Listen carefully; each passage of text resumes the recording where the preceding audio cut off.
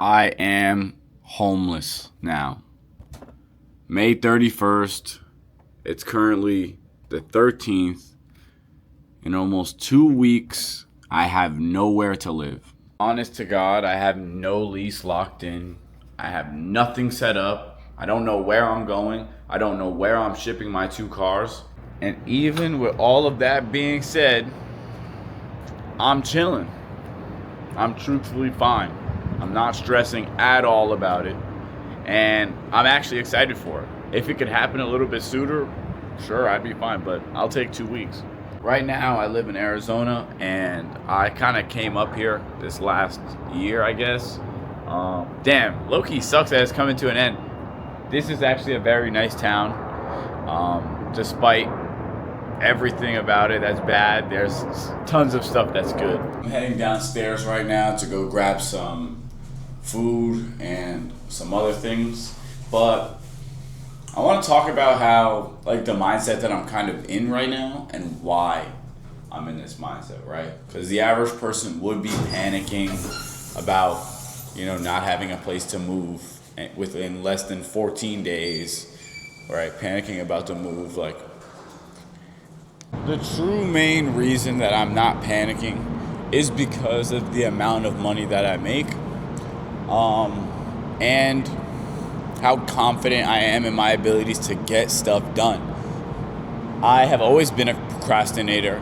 I've always put things off last minute in school, and I always made it work, and I always came out on top.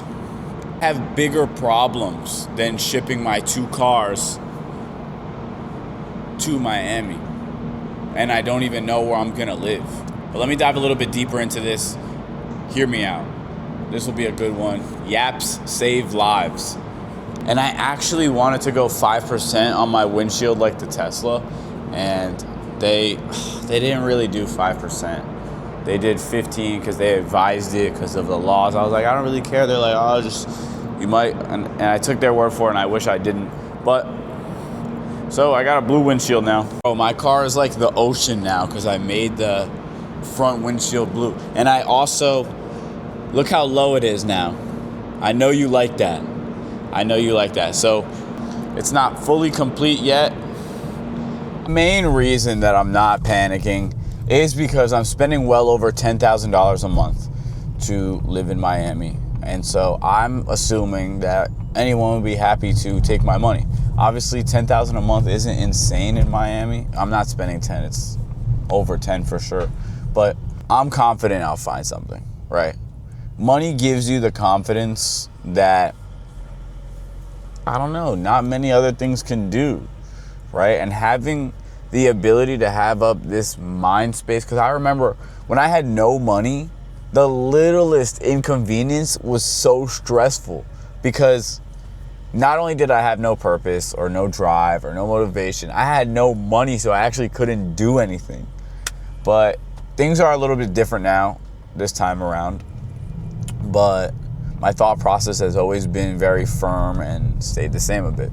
I got my little microphone here in a different angle. Kind of looks nice.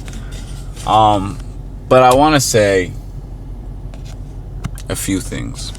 So just in the last 2 weeks, I've done about 19,000 around there in profit, right? Anytime I talk about numbers, you guys already know that I'm talking about profit.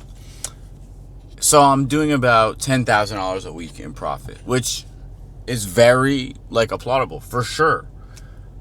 But I need to dream bigger, and that's why I'm going to Miami. I know people that are doing $10,000 a day. That exists. Before moving even to Arizona, I didn't really think that existed, right? You always think oh, it exists, but that's not real, right? You always cope and make these excuses oh, they're leveraging credit like crazy, or they don't actually have that money, that's their parents' money, blah, blah, blah, blah, blah, blah. I promise you, there are 18, 19, 20, 21, 22, 20, etc. year olds that are doing 200, 300, 400, 500K a month, right? That's probably 5x what your household income is in 12 months, and they're doing that in 30 days. That is real. Like, those numbers exist, and it's scary to think about because it makes you feel like you're doing something wrong at those lower numbers, but you're not, right? You're doing something wrong if you're ignoring the fact that it exists, and it does. I think the main idea of this video is you need to get to a point, like right now, like I said, the title of this video is something about me being homeless, which is true in 2 weeks. And, but I make all this money, whatever. The money is worthless. The thing that's worthwhile and the reason why I'm not feeling scared is truly because no matter where I end up, even if I actually end up living in my car, which is not going to happen, but even if it did, I'd be chilling. I won't be stressing because I'm the asset. You need to turn yourself into the asset.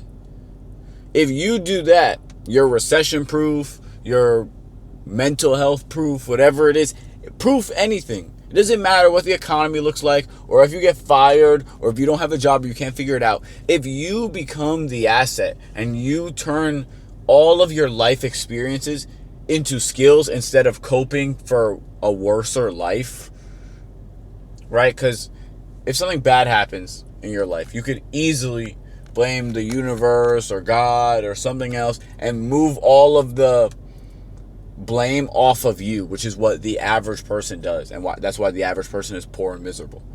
But if you actually start to self-reflect and be like, everything that's gone wrong in my life is because of me.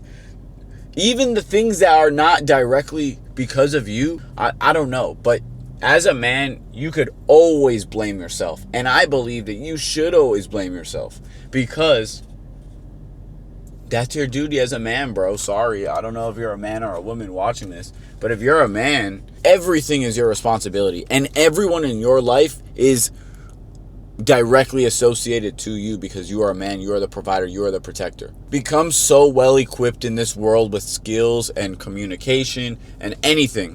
Whatever it is, do everything and be the best at it. Become so well equipped that no matter the market conditions, you are the asset. You will always be the asset, and you are going to continue making more money and stacking more skills and getting better and better and better, and you will become irreplaceable.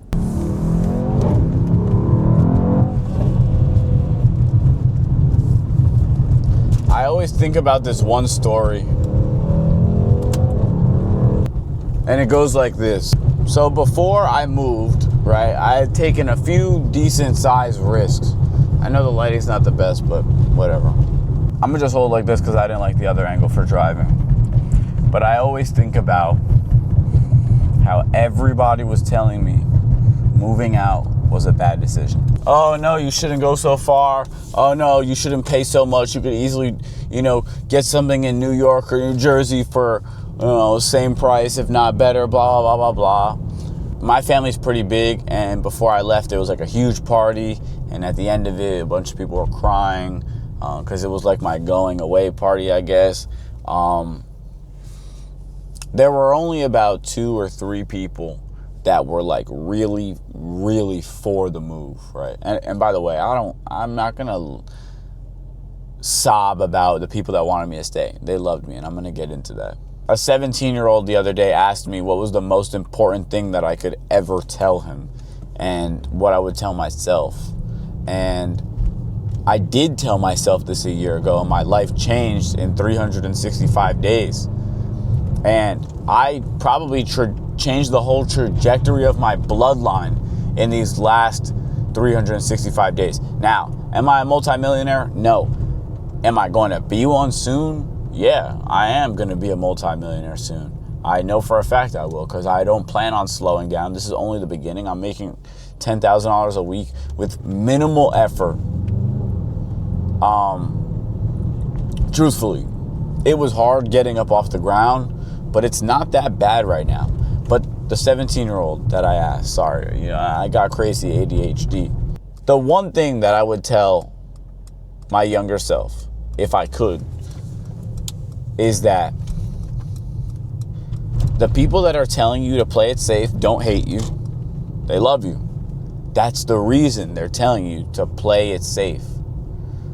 No one is going to support you taking a risk unless they themselves have taken a very similar risk, and in their mind, your risk is a safe option, which it won't be because it's a risk. It's called a risk for a reason. Don't expect the people around you to, one, trust your word for it, right? Because when you have nothing to show for it, you have nothing to show for it. Your word is truthfully worthless, right? Oh, I'm going to do this. It's been 2 years. Oh, I'm going to move out. Again, hasn't happened, right? You can talk all you want, but everyone talks. Legitimately, everybody talks, bro. Actually be the person that takes action, right? Don't hate them for telling you to take the safe route, because no one is going to have the same conviction as you, bro. You got to understand that. You can't tell a big dream to a small mind. It will die. The dream will die. They will shut down your dream. They will explain to you all of the bad. They will explain to you all the negative aspects of your dream. Who cares about the negative? Who cares if you don't feel good? Who cares if you start freaking balding, for all I care? Who cares if you get acne? Who cares if you're stressing so bad? Who cares if you lose all your weight and you get hella skinny? What if it goes right? What if it all goes right? That's what matters. That's the whole point about risk. It's not you counting up all the L's or the obstacles that you're going to have to endure. It's how big is that W that you're chasing? Stop listening to poor and broke people about a rich person's mindset. They're small-minded. They don't get it. Also, don't take older people's advice. I'm sorry. Most older folks don't know what they're talking about. And I don't mean that in a rude way. Obviously, respect your elders to the extent that their knowledge goes to. But the average adult is also poor. The average adult is also poor, living paycheck to paycheck. So, chances are, if you were to ask a random person about your dreams, they will shut it down and tell you that it's unattainable or it's too difficult, X, Y, Z. Don't listen to them.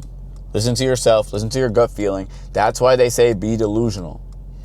If you become delusional about your dream constantly, the day that your dream happens, you're not delusional anymore, bro. You just had a gut feeling and ran with it. It's only delusion in the beginning and if it doesn't work. If it works and you run it up and you make it out, you had an idea and you just executed, bro. Before I go, I'm going to leave you with one last piece of advice. And I made a TikTok about this briefly. Please, bro, I'm speaking to you like we're on FaceTime. Do not get left behind. Don't. It's already 2025. You're already likely almost 2 decades into your life, if not more. That's a long time. You're sleeping 33% of your life. So you actually have much less time than you think, right? And I'm going to tell you that that's why they have the saying, if not now, then when, right? And let me explain more about that saying. If you decide to take the when route, right? If not now, then when. If you decide to execute on the then when, which is future tense of you doing something or anything. If you decide to delay your dreams, you will get, I'm telling you, you will get lapped by the people that decide to do it now. Not like a little bit. It's not going to be like a close second. You're going to get absolutely lapped. And you know what else could even be worse? It could be by some of your boys. Some of your boys, even if they go the traditional route like college, they could easily lap you, bro, if they decide to take action now. I came up playing sports, so I'm decently competitive, and I've always been competitive. And you know what? Who's not competitive? Like, who doesn't like to win? With that being said, let's say you and your boys are competing for the game of life, because whether you think you're competing or not, you are. You're competing, bro. You've been competing since your first day in preschool. You've been competing. You just haven't really known, and they've been keeping track ever since you were a little kid. A, B, 1, 5, whatever it is, whatever these numbers and these symbols mean, they've been keeping track and they've been competing. That's why some of your friends probably got into a really good school and they didn't have to pay.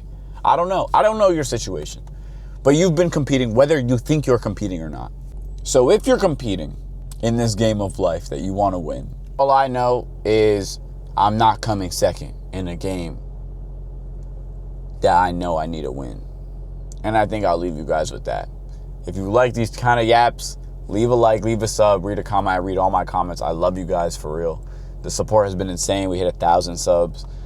Also, I'm going to make a second channel, which is just straight education for Amazon.